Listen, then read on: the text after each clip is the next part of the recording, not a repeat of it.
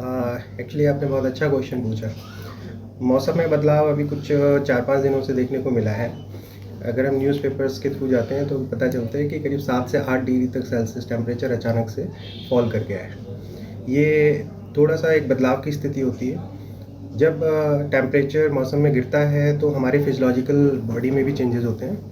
Body इतनी जल्दी उसको अडैप्ट नहीं कर पाती, तो इम्यूनिटी के ऊपर इसका असर आता है, जिससे जो खासकर वल्नरेबल लोग हैं जो स्मोकिंग करते हैं या जिनमें अस्थमा या सीओपीडी की प्रॉब्लम रहती है, वो लोग इससे ज़्यादा तेज़ी से अफेक्टेड होते हैं और उनकी इम्यूनिटी कम होने की वजह से प्रोन हो जाते हैं वायरल इन्फेक्शन के लिए।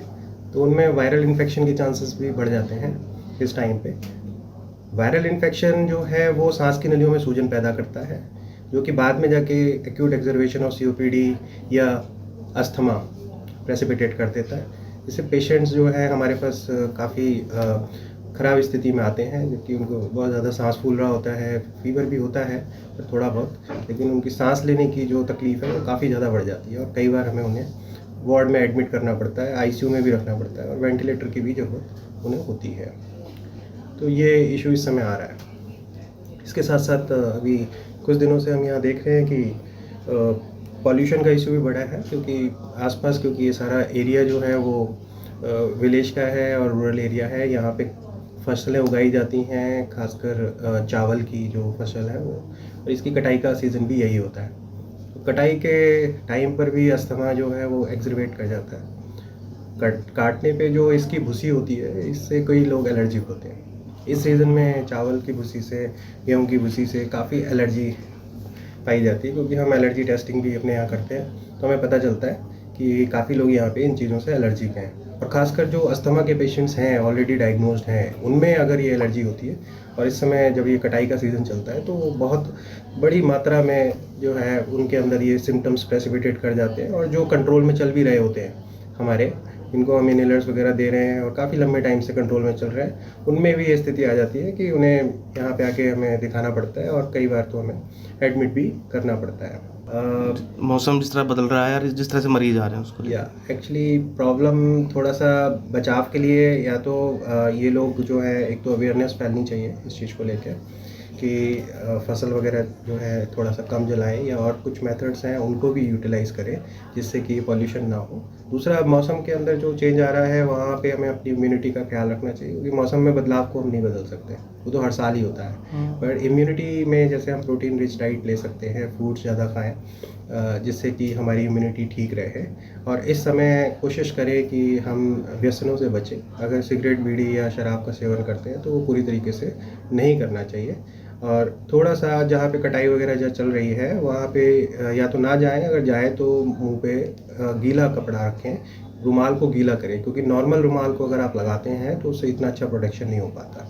अगर वो गीला करके आप लगाते हैं तो धुआं भी उससे बचता है और जो कटाई हो रही है उसका भी डस्ट जो है नाक में अच्छे तरीके से एंटर नहीं करता, तो पेशेंट्स का बचाव हो जाता है। सर डेली कितने मरीज अपने यहाँ आ रहे हैं अपने वैसे तो 40-60% केसेस जो हैं सांस के मरीज हमारी ओपीडी में अक्सर आते ही हैं रेगुलर वे में, बट इस समय कुछ थोड़ा सा बढ़ गया है कि 70-80% पेशेंट जो हैं वो सांस के होने लगे हैं। इवन जिनमें पेशेंट्स में इन्फेक्शियस डिजीज़ के लिए ट्रीटमेंट चल रहा होता है उनमें भी सांस के लक्षण आने लग जाते हैं, तो एक क्यूमुलेटिव इफेक्ट ओपीडी के अंदर आता है। तो ज़्यादातर मरीज सांस की परेशानी शो करते हैं। मरीज़ तो इन दिनों में मौसम के बदलाव के बाद से बढ़ने शुरू हुए हैं।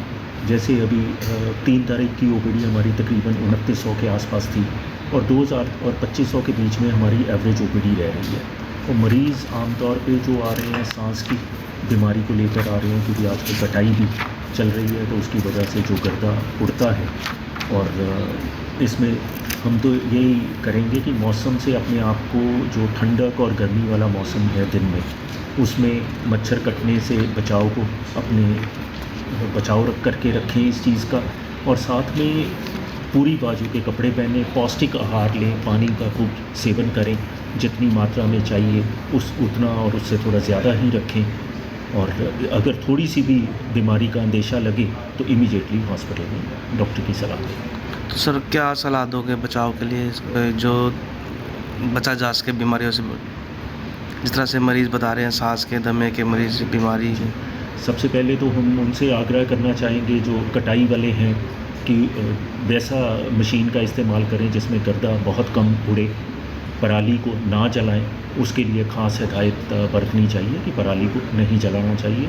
हुक्का और बीड़ी का सेवन कम करें, साथ में पौष्टिक आहार और पानी का खूब सेवन करें। तो सर अभी जिस तरह से बताया मरीज़ जिस तरह से खांसी जुकाम बुखार इस तरह के आ रहे हैं तो ज़्यादातर ठीक ही हो जाते हैं, सर सलाह देते हैं घर रहने की।